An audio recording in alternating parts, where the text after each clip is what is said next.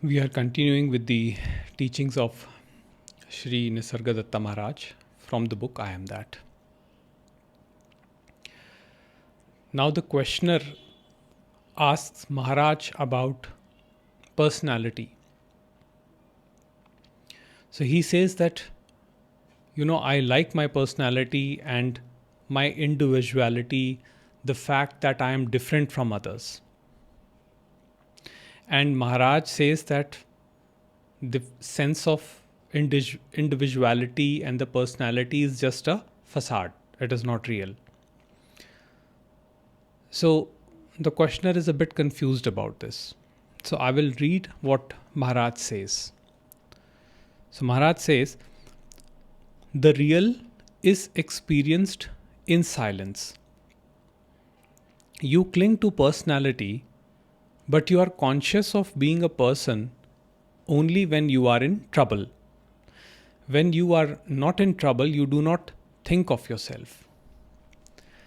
Now you see, this whole inquiry comes up when we are in trouble.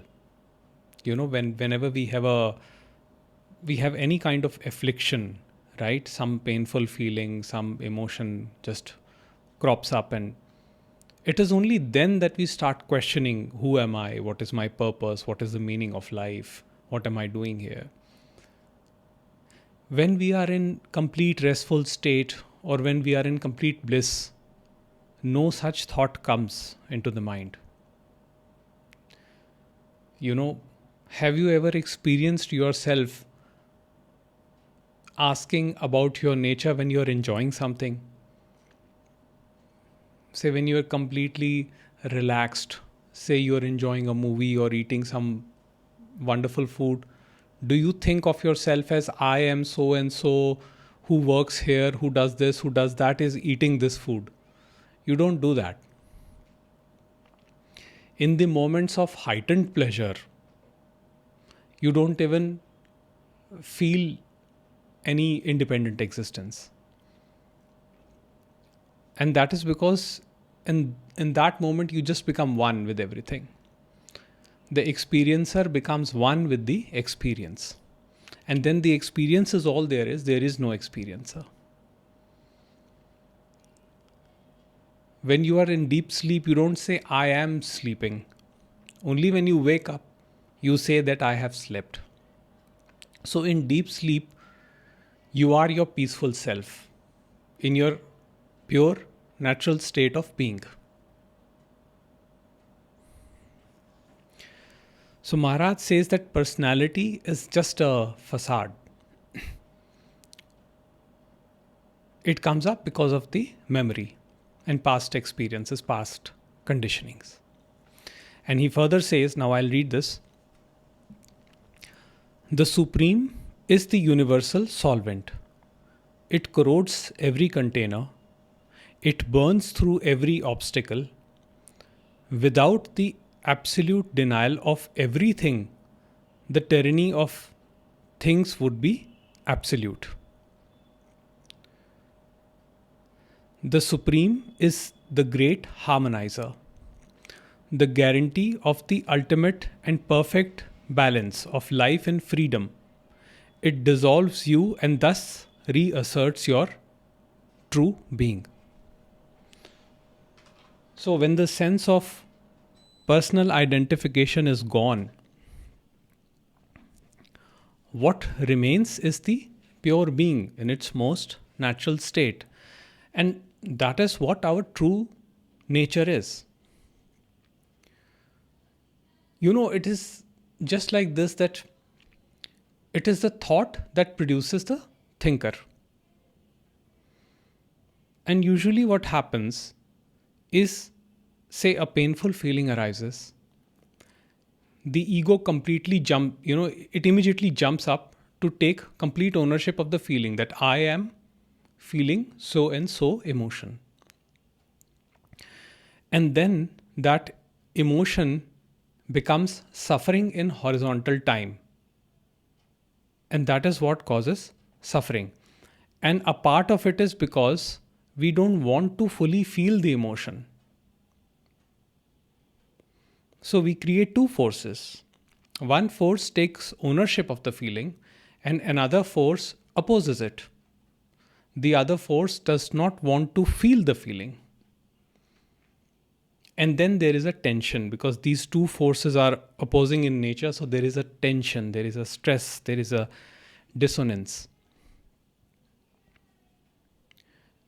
And unfortunately, the modern practices and methods, they tell us that, you know, they don't encourage this idea of feeling your feelings completely. And, to some extent, it is okay because if someone is too troubled with the thoughts, afflicting thoughts, then of course it is better to take professional help. But at the same time, once once the reptilian brain is not all that dominant and your frontal lobes, which is your reasoning center, has activated, then there is a possibility to examine this. Then there is a possibility to see that it is not just the force of the emotion which is causing trouble, but the resistance which comes up to stop that emotion, that feeling, is also a part of the continued suffering. But you see, the root of every thought, feeling, sensation, emotion is the sense of personal identification. So, when the sense of personal identification is dissolved, what there remains is the pure universal being, which is not separate. My being is not separate from your being. There is no such thing as my being or your being. It is all being. So, this questioner, he asks Maharaj that, but how does this happen in daily living? So, I guess I will read out Maharaj's words. He says, the daily life is an action. Whether you like it or not, you must function. Whatever you do for your own sake accumulates and becomes explosive. One day it goes off and plays havoc with you and your world when you deceive yourself that you work for the good of all. It makes matters worse, for you should not be guided by your own ideas of what is good for others. And now comes the most important line. The Maharaj says, a man who claims to know what is good for others is dangerous. Now, it is quite clear to all of us that what has happened throughout history with good ideas, the so-called good ideas. As the time passes, we realize that all the good ideas which at that point of time were considered to be good, as now the science and technology has progressed, now we are questioning all of those.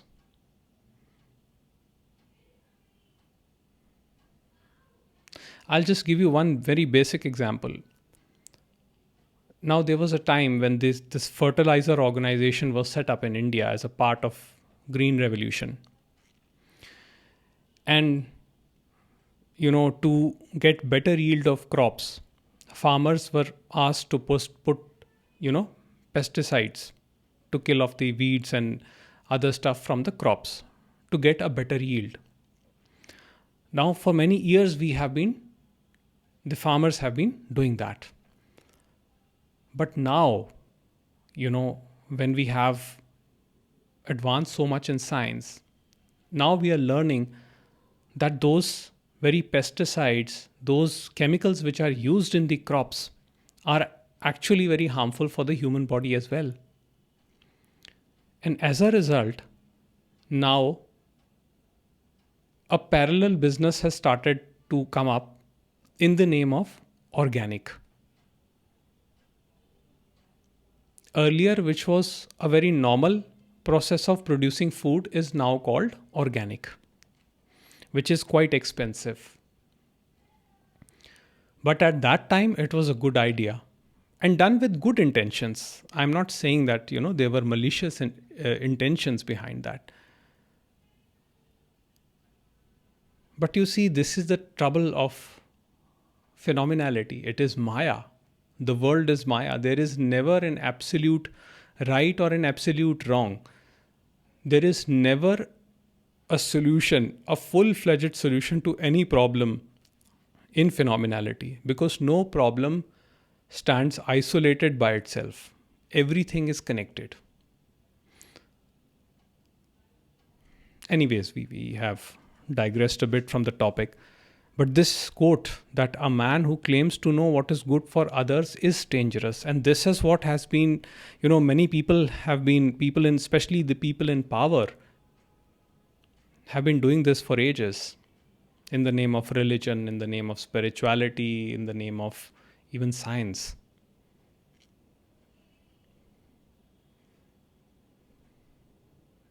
How do we know that an idea is good? And this is what the questioner he asks next. So he says that then what is one to do in that case? Like, how does one know what to do? So Maharaj says, I'll read it. God does not create one thing to serve another. Each is made for its own sake. Because it is made for itself, it does not interfere. You are using things and people for purposes alien to them, and you play havoc with the world and yourself. Now the problem is that we believe that things have some purpose. Food is prepared to serve mankind. This is produced for this purpose. Environment is for that purpose. You see, we are looking at this from a very small, myopic level. Therefore, we cannot understand the immensity of all of this. And it somehow, it somehow feels as if, the human being with its ego feels that everything is for his service. Even the animals, the pets are for his service. Because I am lonely, let me fill up that loneliness by keeping a pet. Now, I'm not saying don't keep a pet, it's okay. But the thing is, even your pet is a being. Don't forget that. Because the same consciousness that is you, that the same consciousness run in your pet. While the animal does not have the discriminatory ability of human beings, it is no less or more. Because we think that just because we have intellect, and Ramesh was very clear on this, he said that intellect is a dubious gift. It will make you do marvelous things in the world. You can achieve great things with intellect. But with intellect, you cannot realize your true self. You cannot reach there through thought.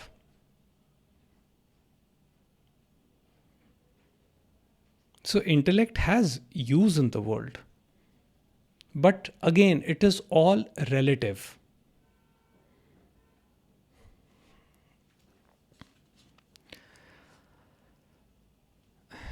So then the questioner asks, then how to be with our being all the time?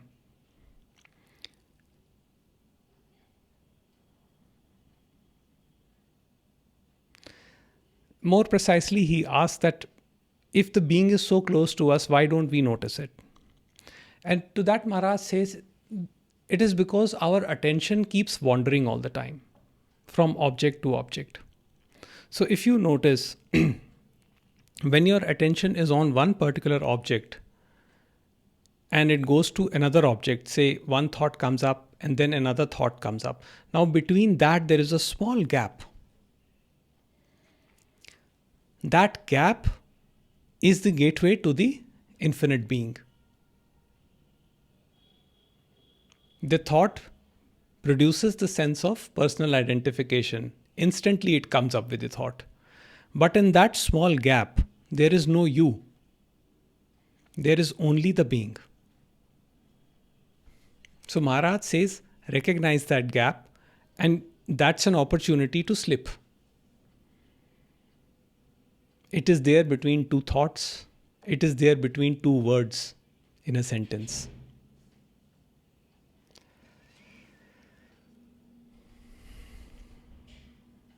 And, last, the questioner asks if he says that, why can't I experience things the way you are experiencing? And to which Maharaj says that my experience is not any different from your experience. But again, you think that you are separate from me, and that separateness is creating this confusion. Because of your belief in your personal existence, in your personality, in your individuality, you feel that my world of being and your world of ups and downs and, good and evil is different. But it is not. They are both the same. And, to conclude, I'll just read one sentence. On a deeper level, my experience is your experience. Dive deep within yourself and you will find it easily and simply. Go in the direction of I am. When you are with the pure being, you are free from all purpose, all meaning, all questions. When we were born, we were not given any purpose by our Creator. We did not come from the womb of our mothers with an instruction attached that we have to become this, become that, we have to do this, we have to achieve greatness, we have to, conquer the world.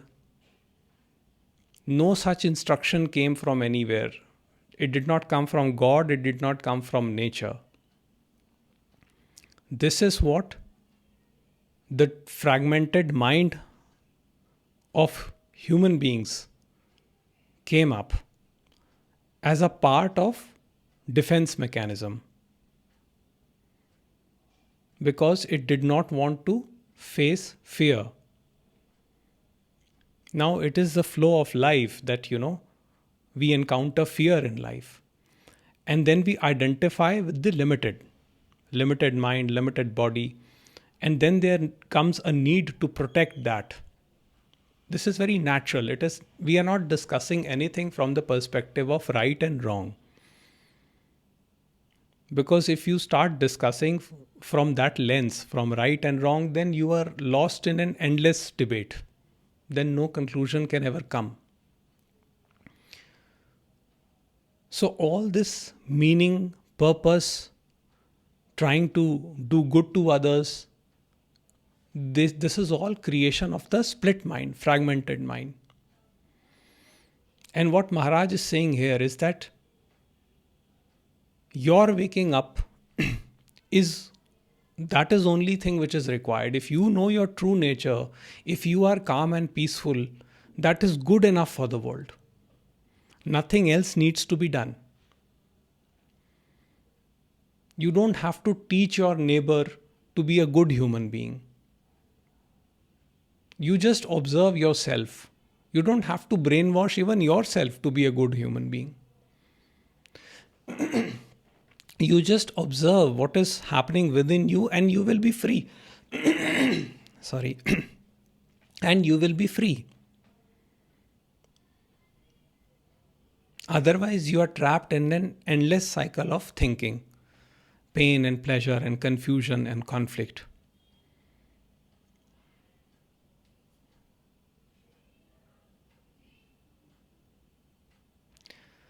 So I guess we'll conclude for today. I'll see you next time.